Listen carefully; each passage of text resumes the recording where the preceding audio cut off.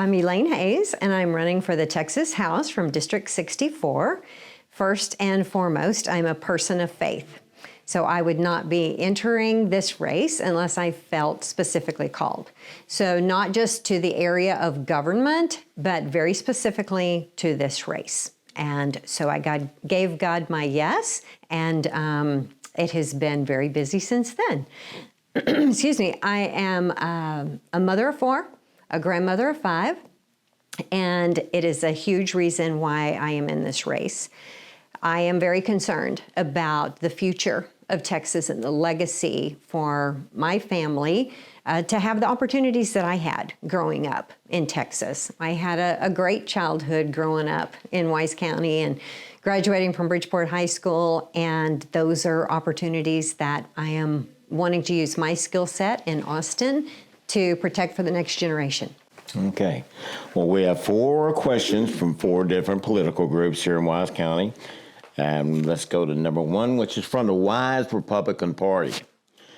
How will you address the property tax increase on our homes each year? And if there is a surplus next year, what would you do with it? My background, I'm a certified financial planner, and my husband's a CPA, and we had a financial planning practice in Amarillo for 30 years. So issues with the budget and taxing are really areas that are a big concern for me. As I'm sure other people have mentioned, our last legislative session, we had an increase of 42% from our previous budget. So I hear concerns from voters about the property tax. But if we don't control the spending side of that equation, there's going to constantly be pressure on our property taxes.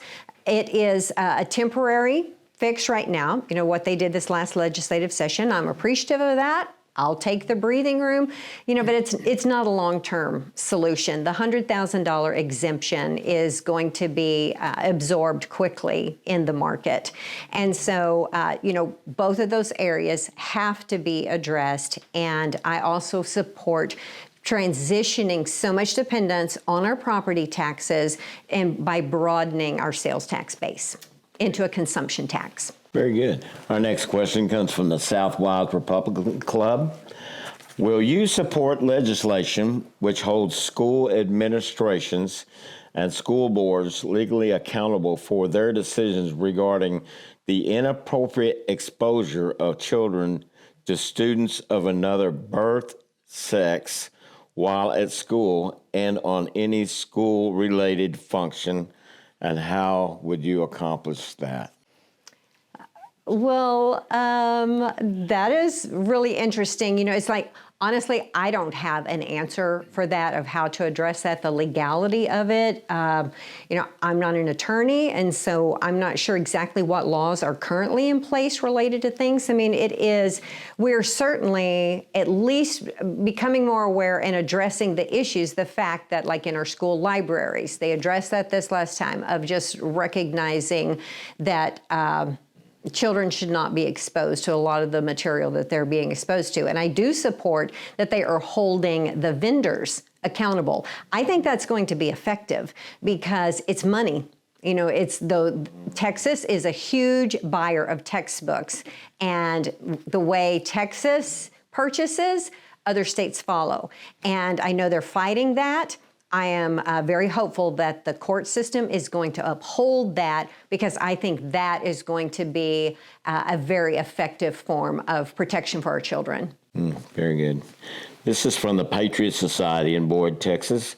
Do you believe the legislation should do a formal investigation of Colony Ridge and the involvement the governor has in this community, which houses dangerous cartel members putting lives of Texans at risk? And what steps would you take to protect our citizens? Well, the number one step is definitely investigating the legality of the individuals that are there. We have 2 issues going on. And so actually, who is in that area and who is funding it? How are these people able to be getting loans? There is a lot that definitely needs to be pursued, and I support the investigation of that because it is different angles.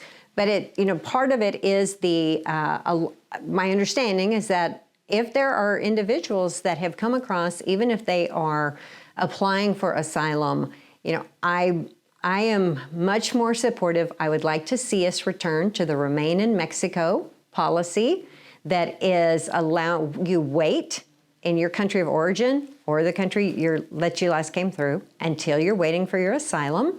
I know people say that falls to the federal government. I believe that Texas should go ahead and take that stance now and let the courts decide later. Mm-hmm. Very good.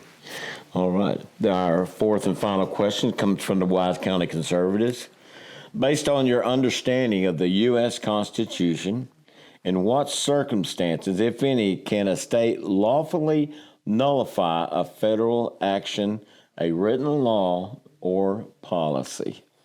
Well, that was the question given to the sheriffs earlier. And so obviously that is a very popular question, and their answers were very interesting. And,